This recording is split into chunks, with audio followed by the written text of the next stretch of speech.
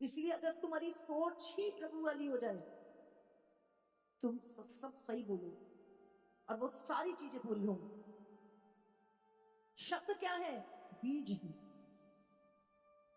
कब निकलते हैं? जब अंदर तुम्हारी चीजें जाती है। बाइबल में जो मन में भरा है वही मन में से बाहर। सबसे पहले 2026 में हमें कुछ इंस्ट्रक्शन, हमने क्या करना है। जय मसीह की। आप सभी का स्वागत है हमारे YouTube चैनल एटर्नल लाइफ एक पर। प्रिय भाइयों और बहनों, बाइबल हमें सिखाती है कि हमारी संगति हमारे जीवन की दिशा तय करती है। उड़ाऊ पुत्र की कहानी सिर्फ धन के नाश की कहानी नहीं है, बल्कि गलत संगति, गलत निर्णय और आत्मिक गिरावट की चेतावनी है। आज जब हम 2026 जैसे निर्णायक समय में प्रवेश कर चुके हैं, तो यह सवाल और भी जरूरी हो जाता है, हम किन लोगों के साथ उठते बैठते हैं? कौन हमें परमेश्वर के करीब ले जा रहा है और कौन दूर? इस वीडियो में हम जानेंगे उड़ाऊ पुत्र ने किस तरह गलत संगति चुनी, उसका परिणाम क्या हुआ, और बाइबल के अनुसार 2026 में हमें किन लोगों के साथ संगति करनी चाहिए ताकि हमारा आत्मिक जीवन नष्ट न हो, बल्कि प्रभु यीशु में बढ़ता जाए। वीडियो को अंत तक देखिए, क्योंकि यह संदेश आपके जीवन के फैसलों को बदल सकता है। यदि आप प्रभु के मार्ग पर चलना चाहते हैं, तो यह वीडियो आपके लिए है। मुझे क्या करना है? मुझे क्या करना चाहिए? हाँ, 2026 में प्रार्थना में पढ़ूंगा। मेरा प्रार्थना का जीवन खत्म हो गया, मेरी संगति खत्म हो गई। मुझे प्रार्थना में पढ़ना, मुझे उपवास में पढ़ना, मुझे प्रभु के कामों में बढ़ना है, मुझे सेवा में बढ़ना है। मैं जो भी कर रहा हूं उसमें मैं ध्यान से करूंगा। उस मैं संगति, पुराने लोग, नेगेटिव लोग, ऐसे जो जिन्होंने मेरी ग्रोथ को रोका है, उन्हें मैं छोड़ के आगे बढ़ूंगा। देखो, किन लोगों के साथ संगति करो? जो परमेश्वर के वचन को सबसे अधिक महत्व देते हैं, जो परमेश्वर की योजनाओं में चलते हैं, जो परमेश्वर से प्रेम करते हैं, प्रभु के वचन के प्रति सीरियस हैं। ऐसे लोगों के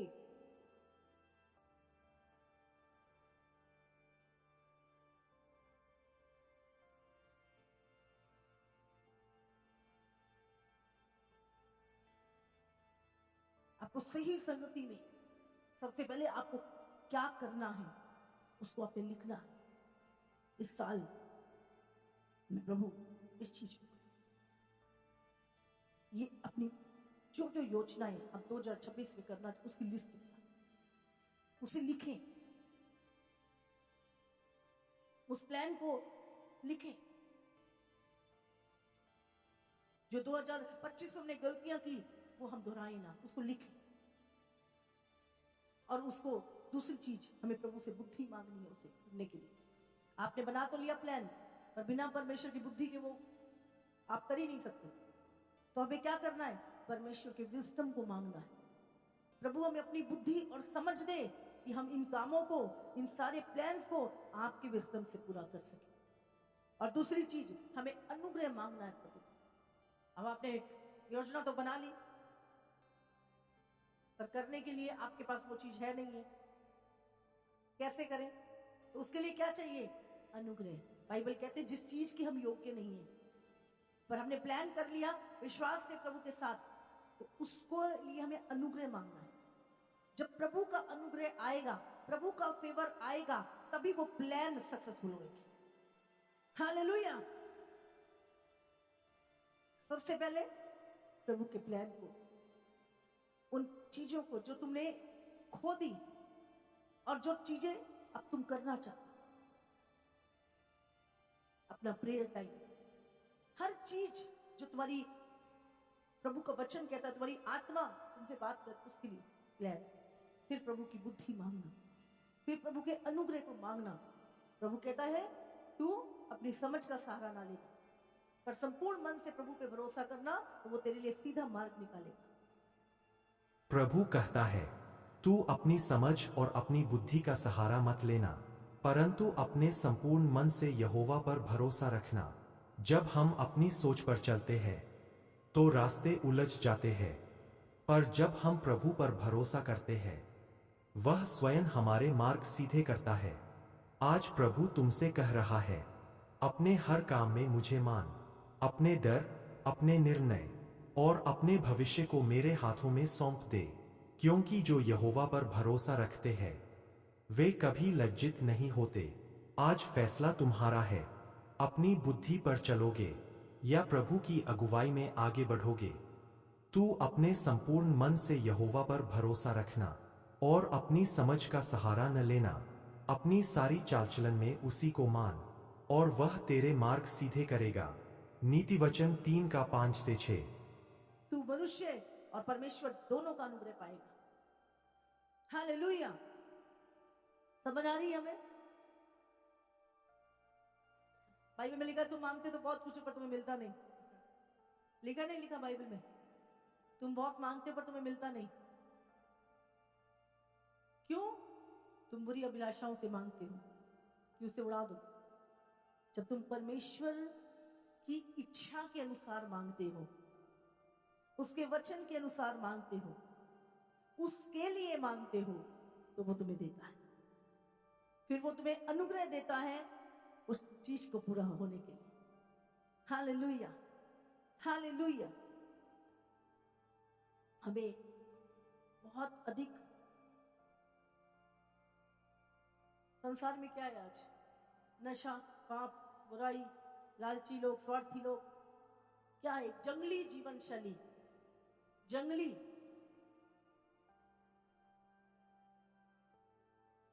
हमें उन लोगों के साथ नहीं, हमें पवित्र लोगों की का हिस्सा बनना है। बाइबल लिखा पवित्र बनो जैसे मैं पवित्र हूं, और पवित्र लोगों की संगति करो। हालेलुया। कितनों को समझ आ रही है? आज बहुत सारे उड़ाऊ पुत्र की तरह अपना जीवन जी रहे। उड़ाऊ पुत्र की कहानी में क्या लिखा है? उसने क्या किया था? वो पिता के साथ था, वो अपने घर में था, वो उस मिरास का भागी था। वो आज कौन सी चीजें हमें तंग करती हैं? मैं कौन, मेरे पास क्या? हमारा स्वामित्व, हमारा भंडारी होना कई बार हमें तंग करता है। तुझे पता नहीं मैं कौन हूं? हाँ, तुझे पता नहीं मेरे पास क्या है? समझ? हमारा स्वामित्व आपको ध्यान रखना है। उड़ाऊ पुत्र ने का स्रोत कहां था? पिता का घर, वो उसका स्रोत था। वो भंडार उसका नहीं था, लेकिन वो उसका स्रोत था।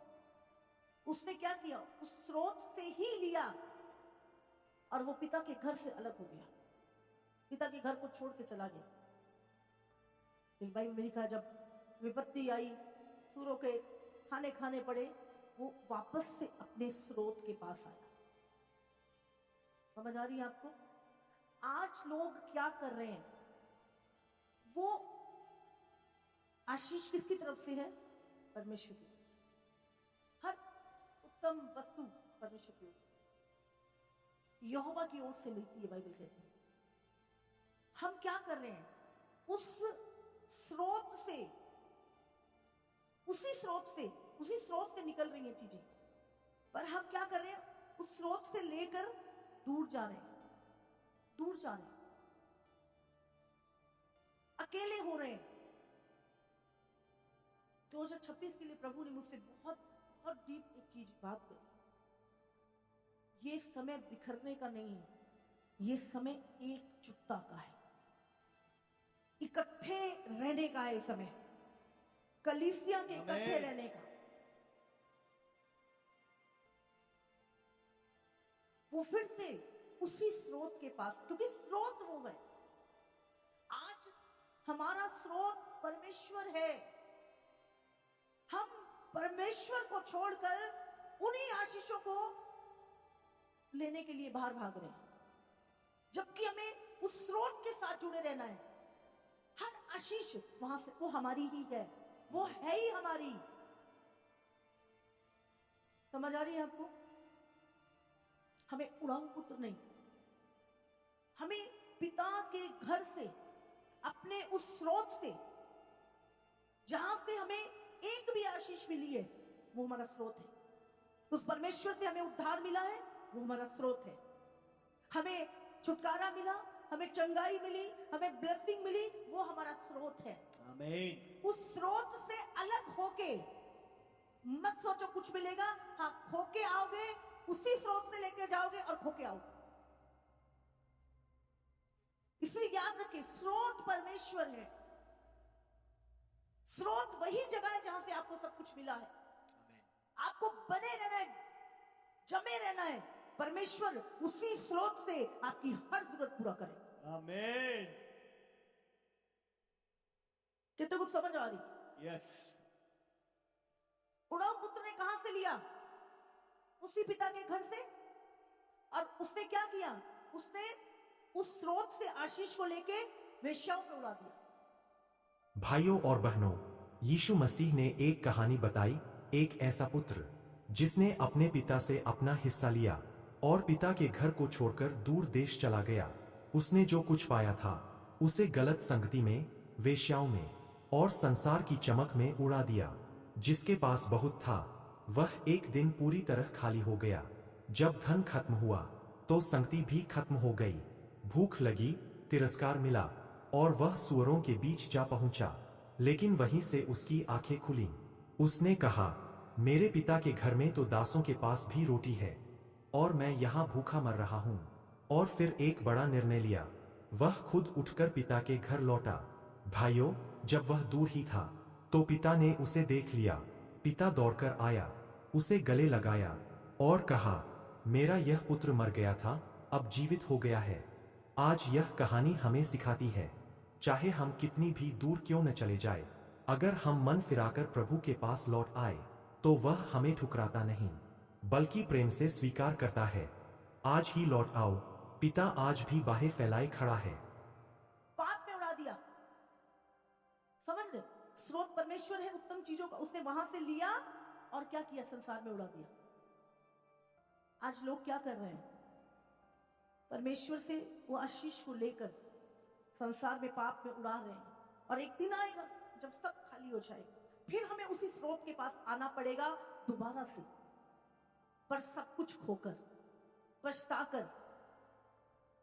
तो अच्छा है कि हम पहले से ही उसी स्रोत के साथ जुड़े रहे जहां से हमारी हर ब्लेसिंग निकली।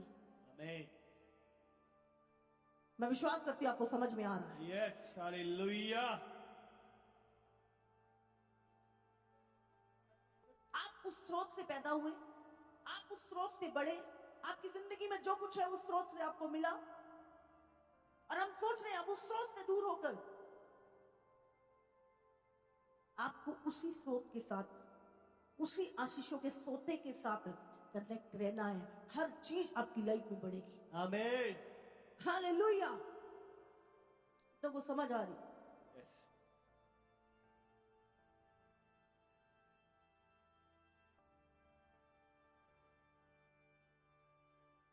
आज बहुत सारे लोग अपना घर छोड़कर बाहर भटकते घूम रहे हैं,